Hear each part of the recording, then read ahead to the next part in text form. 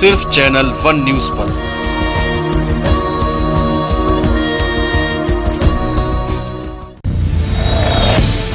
पल पल बदलती सियासत, हर पल बदलते मुद्दे, सड़कों पर उबलता आक्रोश, संसद में मचता कोहराम और हलचल सत्ता के गलियारों की। हर खबर पर है हमारी नजर, क्योंकि इसे बनना है आपका एजेंडा। देखिए न्यूज लाइन मेरे साथ सोमवार से शुक्रवार रात 8 बजे सिर्फ चैनल वन न्यूज पर। किसने रची साजिश, कौन बना शिकार, किसने किया जुर्म, कौन बना कातिल, किसने लूटी अस्मत, कौन बना हैवान, सभी गुत्थियां सुलझाएंगे हम। देखिए तहकीकात सोमवार से शनिवार रात 10:30 बजे सिर्फ चैनल वन न्यूज पर।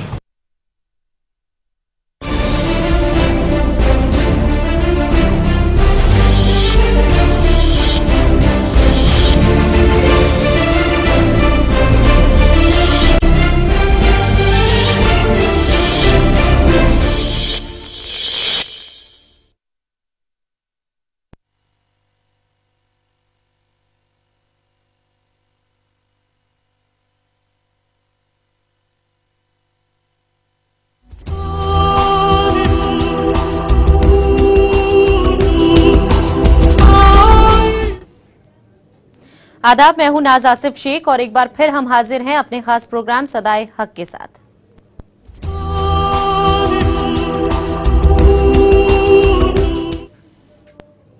प्रोग्राम की शुरुआत से पहले आइए रुक करते हैं हमारे पॉलिटिकल एडिटर इरफान रसूल जी का, जो हमें इस प्रोग्राम की हकीकत के बारे में बताएंगे। साथ ही उनसे समझेंगे हम सदाए हक के मायने भी। रफ्ता रफ्ता जिस तरह हज़रत मरियम अलैहिस्सलाम का सफ़र सच और हक़ाइक़ की तरफ बढ़ रहा है, उसी तरह हज़रत ज़करिया अलैहिस्सलाम की जो भी ख़यालात, एहसासात या उनके पैगामात थे, उसकी हकीकत रोशन हो रही है। अब एक इंतशार की कैफियत है, खलफशार मचा हुआ है। बादशाह वक्त यानी बादशाह हरूत के कबीले में हज़रत ज़करिया अलैहिस्सलाम के मानने वाले, उनके फॉलोअर्स की तादाद बढ़ती चली जा रही है और वो ये समझ चुके हैं कि अल्लाह के पैगंबर का जो पैगाम है वही सच है। अब बादशाह हरूत के कबीले में खलफशार मच रहा है, आपसी तनाज़ा बढ़ रहा है और उनमें लोग, ऐसा लगता है कि हज़रत ज़करिया अलैहिस्सलाम के मानने वाले और उनके फॉलोअर्स की तादाद उनके कबीले में बढ़ रही है। जी, और इक़्तिदार के खातिर हक को दबाने की जो कोशिशें की जाती हैं, यही हालत हजरत मरियम के दौर में भी पेश आई। हिदायत की राह से लोगों को रोका जाए, यही हालात एक बार फिर से पैदा हुए। इस पर रसूल साहब आप क्या कहेंगे? जी, मैंने अर्ज़ किया कि हज़रत ज़करिया अलैहिस्सलाम का वो सिलसिला, वो पैगाम, वो उनकी रोशन हकीकत जिसका सिलसिला शुरू से चल रहा है, जो सिक्के राजुल वक्त के सामने एक बगावत कह दी उसको कहा जा रहा था, बादशाह ने उसको बगावत से ताबीर किया था, लेकिन वो कामयाबी हासिल न कर सका और मुसलसल बादशाह को नाकामी का सामना, शर्मिंदगी का सामना और मायूसी का सामना करना पड़ रहा है। लेकिन हज़रत ज़करिया अलैहिस्सलाम को अपने सच्चे मकसद में मुसलसल कामयाबी हासिल हो रही है।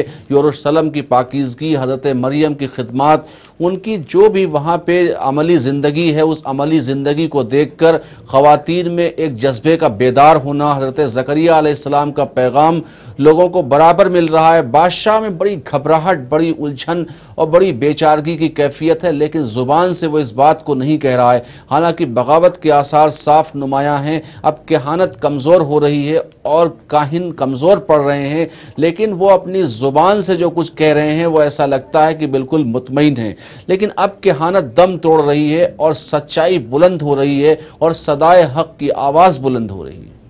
बिल्कुल, और आइए अब इसी सिलसिले को आगे बढ़ाते हैं और देखते हैं कि आगे क्या होता है। खत्मन,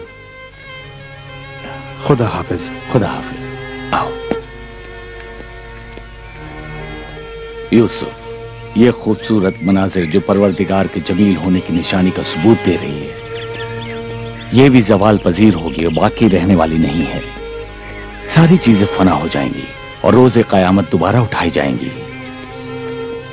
जो कोई रोजे कयामत का मुनकिर है और कहता है क्यों हम पर फरिश्ते नाजिल नहीं होते या क्यों अपने परवरदिगार को नहीं देख सकते। दरअसल अपने को बुजुर्ग समझते हैं और हद से बढ़ जाते हैं। जिस रोज फरिश्तों को देखेंगे उस रोज गुनहगारों के लिए कोई खुशखबरी नहीं है और उन्हें दूर कर दिया जाएगा। उस दिन सितमगर अपने को देखेगा और कहेगा, ऐ काश पैगंबरों के रास्ते को अपनाया होता। तुमसे पहले भी मेरे काफी शागिर्द थे, लेकिन हर एक ने किसी न किसी बहाने मुझे छोड़ दिया। यूसुफ, कितनी लज्जत महसूस होती है वो गहवारा बनाने में जिसमें बच्चे आराम करते हैं, या वो चीजें जो जमीन से पैदा होती हैं, या वो झोपड़ी बनाने में जो बेपनाहों को पनाह देती है। उम्मीदवार हूं आपकी शागिर्दी में लायक बन सकूं।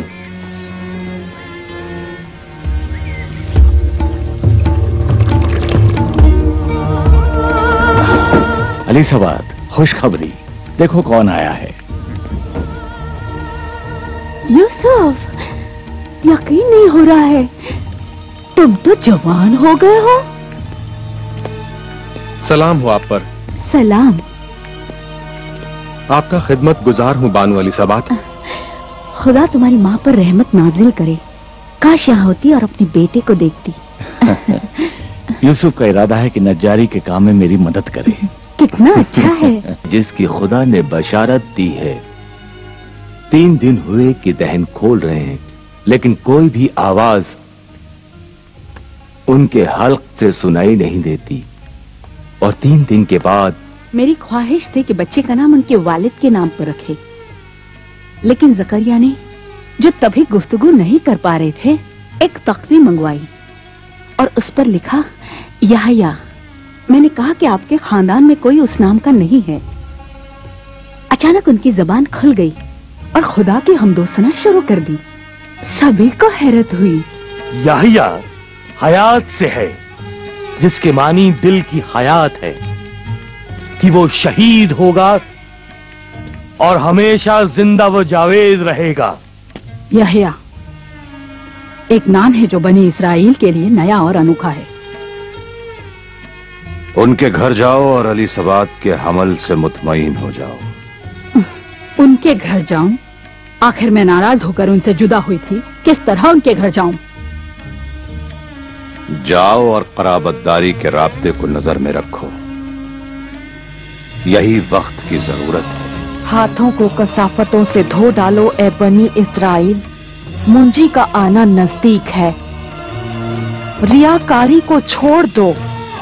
हरामखोरी, बेवा औरतों और यतीमों के माल को गस्ब ना करो, कि यहया का आना ज़ुहूर की निशानी है, इसलिए कि वो कलमे खुदा की तस्दीक करेगा और उसी वक्त मसीह इश्क व मोहब्बत के साथ आएगा।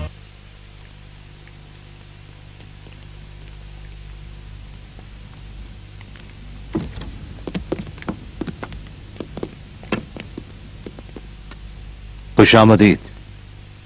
आप जाइए जनाबे में खाए। अगर आप चाहें तो यहीं बैठकर हिसाब कर लूं। नहीं, आप जाइए। आप तशरीफ लाएं।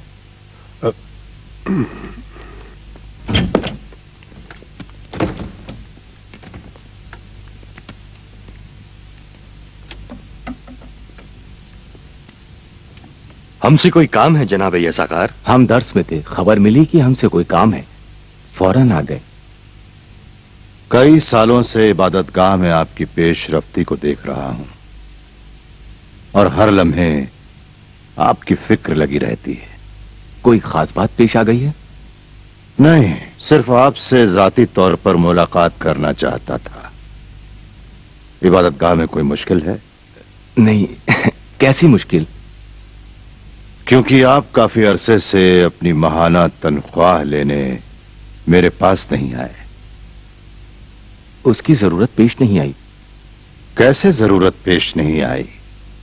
ये वजह गैर माकूल है दाऊद। हम सब जिंदगी गुजारने के लिए तर आमद के मोहताज हैं। हम तो इस दुनिया से ज्यादा नहीं चाहते, सिर्फ इतना कि सच्चे दिल से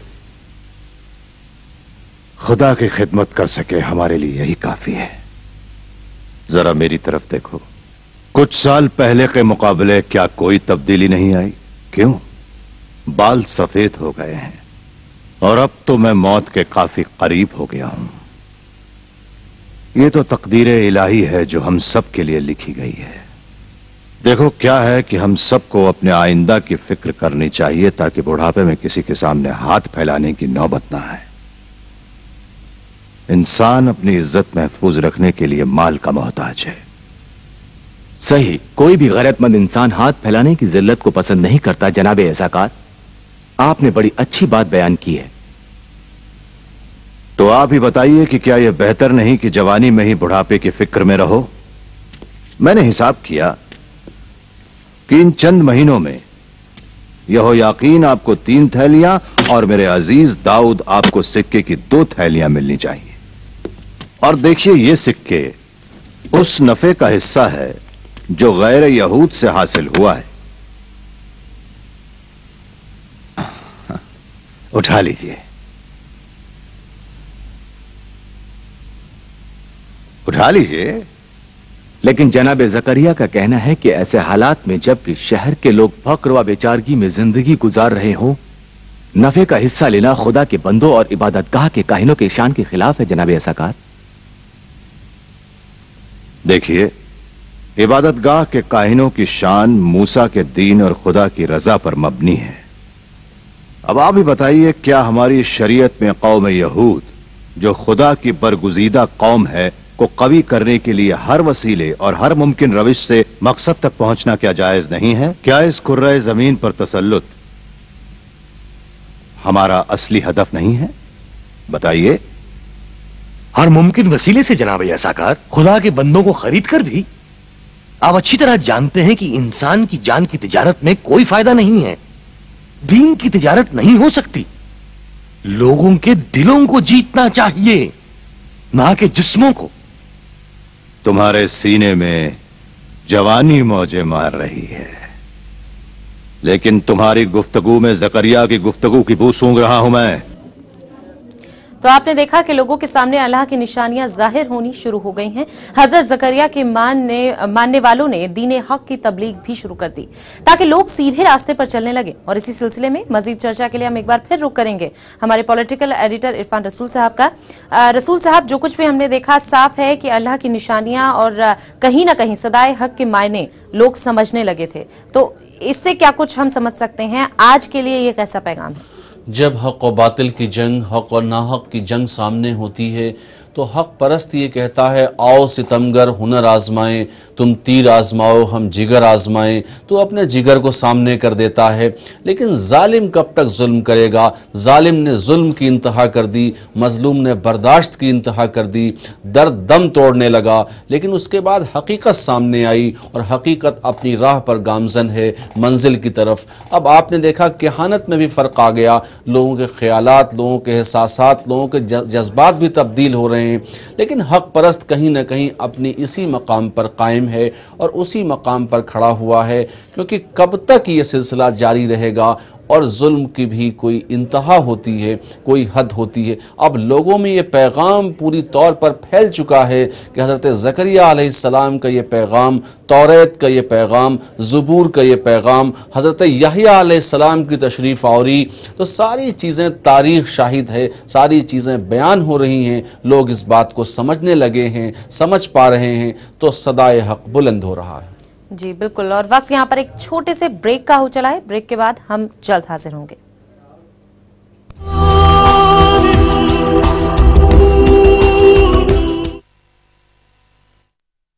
नारी पर हो अब कोई घात नहीं करेंगे हम बर्दाश्त। बहुत हुई सिसकी और हिचकी, अब टूटी है उसकी चुप्पी, बुलंद हुई उसकी आवाज। खामोश खड़ा क्यों देश समाज, बेखौफ कहो तुम हक की बात। चैनल 1 है तुम्हारे साथ। चैनल 1 न्यूज महिलाओं पर होने वाले किसी भी तरह के अत्याचार की निंदा करता है और हर समय ऐसे अपराध के खिलाफ आपकी बुलंद आवाज के साथ है।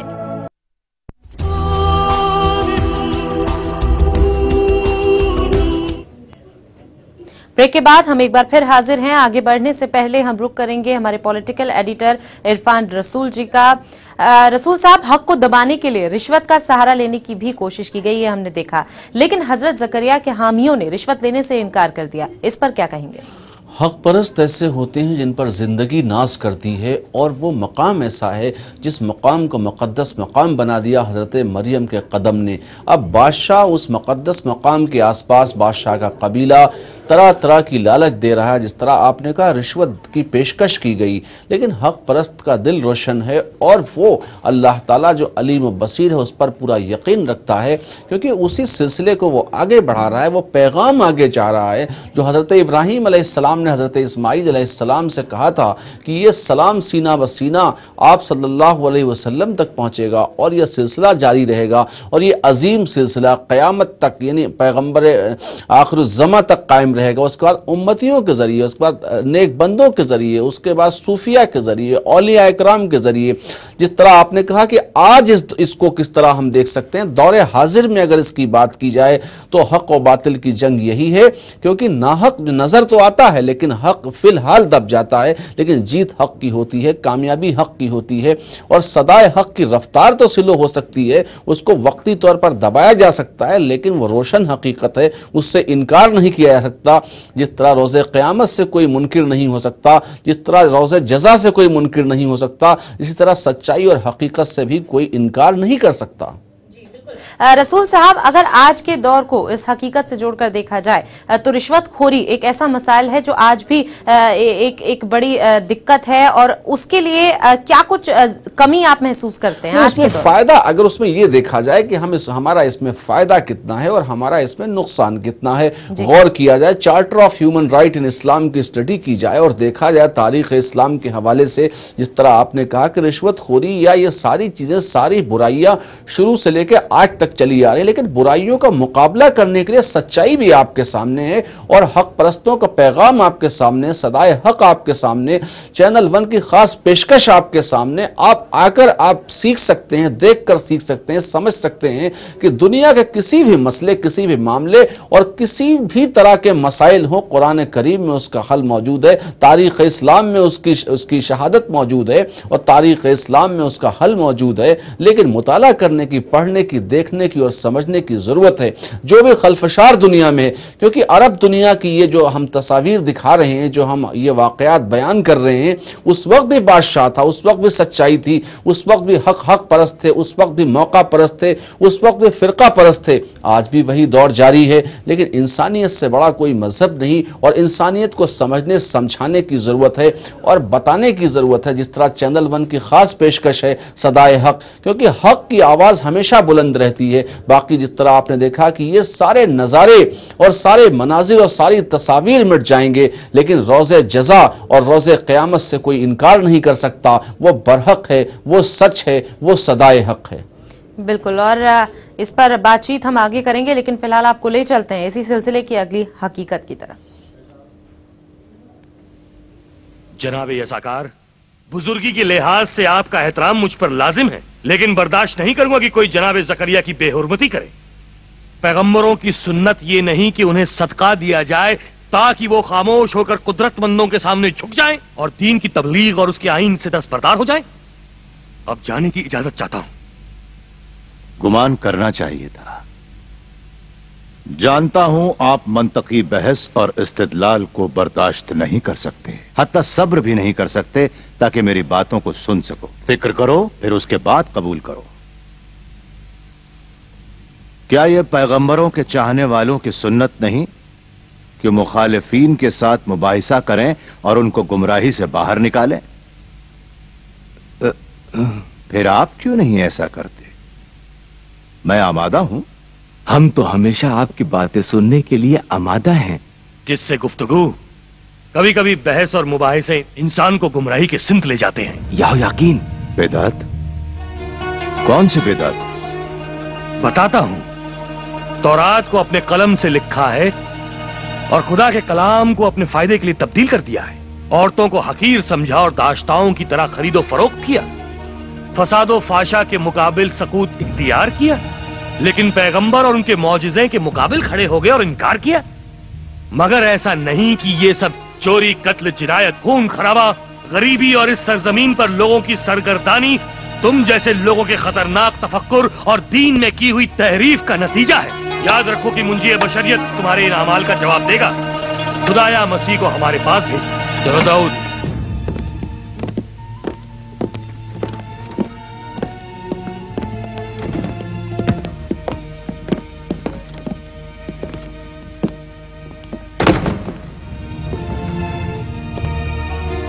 कबूल नहीं किया? नहीं, अगर इस माल का 10वां हिस्सा भी किसी काहिन को पेश किया होता तो आपके पैरों में गिर गए होते। ना अहल,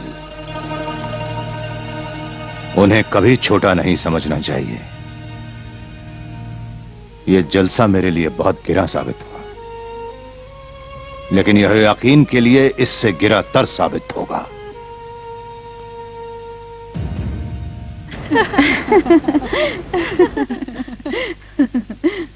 आखिर एक मुख्तसर सी मुद्दत में तुम्हारा पेट 6 महीने की औरतों की मानिंद बाहर कैसे आ गया? मुझे भी ताज्जुब हुआ, लेकिन जनाबे ज़करिया का कहना है कि यह खुदा का मौजिज़ा है। काफी अरसे से आपके दीदार को नहीं आए थे। पड़ोसी होने के नाते हमें माफ करना। इसे मेरी बेटी ने पकाया है, गुजारिश है इसे कबूल कर लें। ये कुछ नजराने हैं जिन्हें इबादतगाह के लिए रखा था। आप सबकी शुक्रगुजार हूँ। मैं नहीं जानती कि जनाबे ज़करिया इन तोहफों को कबूल करेंगे या नहीं। आप जानती है वो कितने सख्त है। आप इसरार कीजिएगा, शायद कबूल कर लें। आप सबका यहाँ आना ही मेरे लिए सबसे बेहतरीन तोहफा है। आपकी इस मोहब्बत का शुक्रिया मैं कैसे अदा करूं? ये क्या बात हुई? जनाबे ज़करिया खुदा के पैगंबर हैं। ये हम सब के लिए बाइस इफ्तिखार है कि ये मौजिज़ा हमारे दरमियान रोनुमा हुआ है। क्या हुआ? अलीज़ाबाद हिल रहा है, हिल रहा है।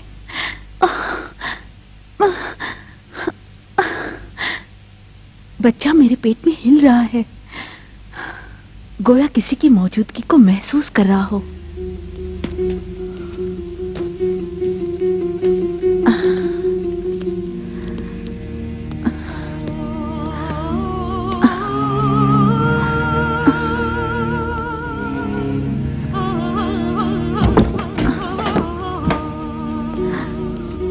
कौन है?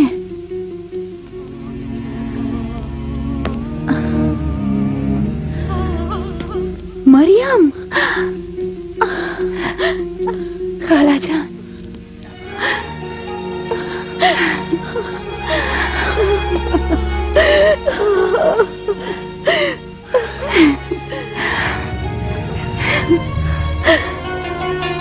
मरियम, मरियम, मरियम, आखिर तुम आ गए। यकीन नहीं हो रहा है, खुदाया यकीन नहीं हो रहा है। मुझे तुम्हारे दीदार की कितनी आरज़ू थी, मेरी अजीज और पाकीज़ा बेटी। मरियम, रुको ताकि तुम्हें देखूं। तुम कितनी बड़ी और नूरानी हो गई हो। खाला जान, आप में से मेरी माँ की खुशबू आ रही है।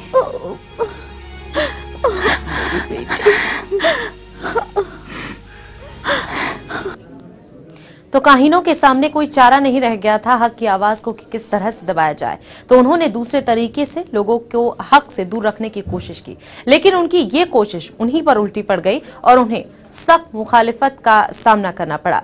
इसी पर मजीद बातचीत के लिए हम रुक करेंगे एक बार फिर हमारे पॉलिटिकल एडिटर इरफान रसूल साहब का।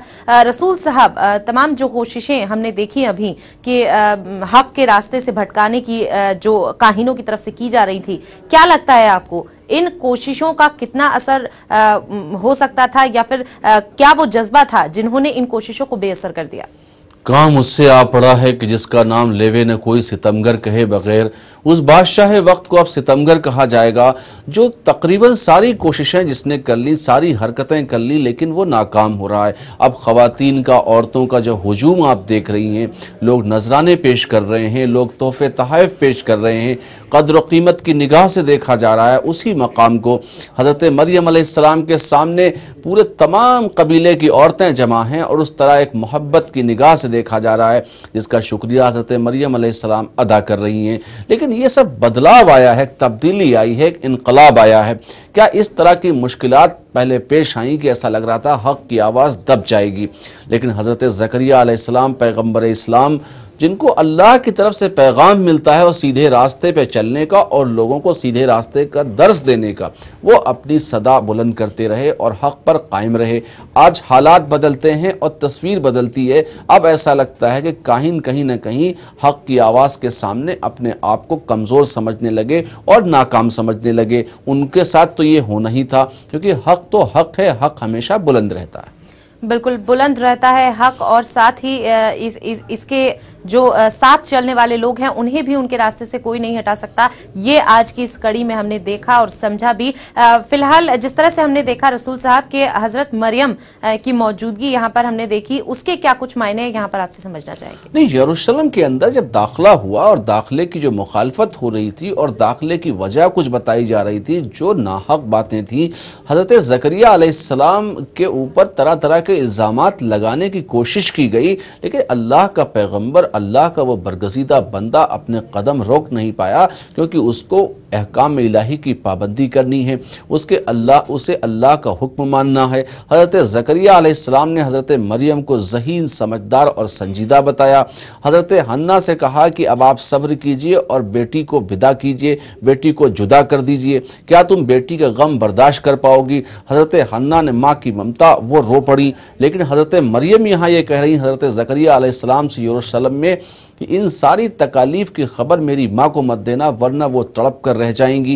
ये सारा सिलसिला जो चल रहा है, ये खौफ नहीं है, बल्कि ये सच्चाई के रास्ते पर कदम बढ़ाना है, अल्लाह के अहकामात की पाबंदी है, अल्लाह के पैगंबर को मानना है। अल्लाह के पैगंबर के ज़रिए जो पैगाम हज़रत मरियम को मिल रहा है वो उसी पर चल रही हैं। और हज़रत ईसा मसीह, जो मसीह का मतलब ये है कि जो शफा देने वाला हो, जो ईसा रूहुल्लाह हो, जो मुर्दा को जिंदा करने वाला, ये उसकी आमद के सारे जो मनाजिर और उसकी आमद के सारे जो मामलात हैं, वो खुदा का करिश्मा जो होने वाला है, उसकी एक बहुत बड़ी अहम तैयारी है। बिल्कुल, बहुत बहुत शुक्रिया आपका रसूल साहब हमारे साथ जुड़ने के लिए और इस बातचीत के लिए भी। और इसी के साथ सदाए हक में आज बस इतना ही। कल हम फिर हाजिर होंगे इसी हकीकत के साथ। तब तक के लिए दीजिए इजाजत। अल्लाह हाफिज।